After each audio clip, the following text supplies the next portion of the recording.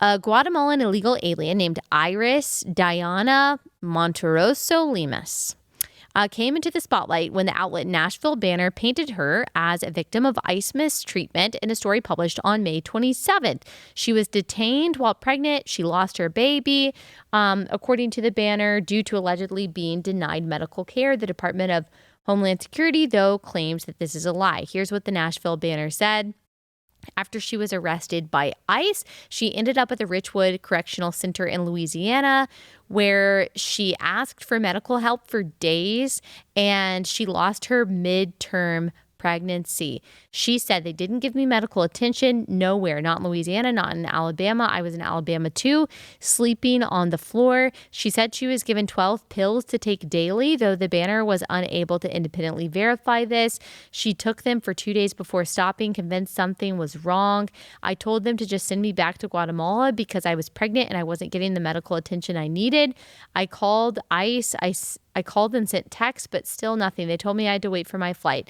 Can you imagine? We've got Representative Jayapal. She is a Democrat representative from Washington. She said a pregnant woman lost her baby after ICE refused to give her prenatal care. She begged for help and was denied. She was fed food full of cockroaches. She was forced to sleep on the floor. This is absolutely disgusting, and we should all be outraged. Now, I will say, if that is true, it is disgusting, and we should be outraged. I would have absolutely no problem saying that, just because I support in general deportations, the sovereignty of our country, the enforcement of immigration law, which does include deportations. And that's the only way that we make sure that citizenship actually means something and counts.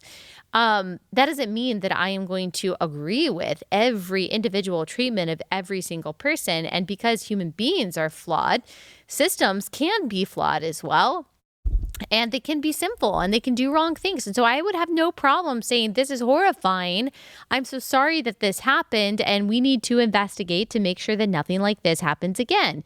We've got all kinds of posts saying this. This is Santa Ana updates. This has a ton of engagement on social media. Pregnant woman in ICE custody loses baby. We've got different Christian influencers who are talking about this, of course, questioning the validity, the integrity of the pro-life movement because we support deportations and don't have any problem with this. And of course, I think some people on the right will even see this as an opportunity to say, yeah, see, I have a problem with this, just to try to maintain some kind of middle of the road position. But whenever I see something from the left, I'm going to stop before I say anything, even if initially it does seem horrifying. I'm going to wait for more facts to come out. And there has been a counter narrative. I don't know for sure if what the DHS is saying is true, but here's what the Department of Homeland Security, Tricia McLaughlin, what she has to say. She says, absolutely false. This woman had full medical prenatal care. We have documentation to show it. Iris, 37, is a citizen of Guatemala who has been arrested multiple times for child abuse and is wanted on an active warrant for homicide. So this is what the DHS has to say. They rebutted this on their government website.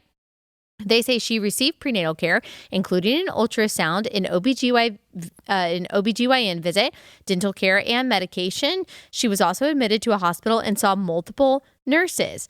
They said she received prenatal care, including a fetal Doppler ultrasound. As soon as she identified the distress on April 29th, ICE provided immediate medical assistance. DHS says ICE sent her to a hospital immediately to receive medical care. They say she was not required to sleep on the floor. She had a bed in her cell. They also say all ICE New Orleans detainees are provided appropriate dietitian-cleared menus daily per ICE performance-based national detention standards. We have no record of a grievance filed by a detainee because she said that she was mistreated and mocked by the guards.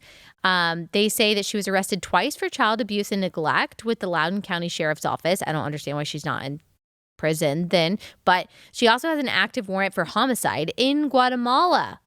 Yikes. Okay, so this is what the DHS is. This is what DHS is saying.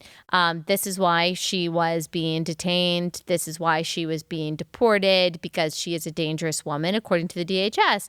Now, You can say, well, I don't believe the DHS. It's just propaganda. We haven't seen the documentation that has been talked about, and maybe they can't because of privacy reasons.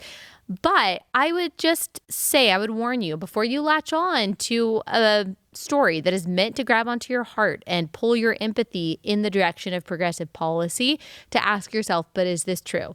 And typically it's wise just to wait. Just to see, okay, is this story actually right? Or is there something that they're not telling us here?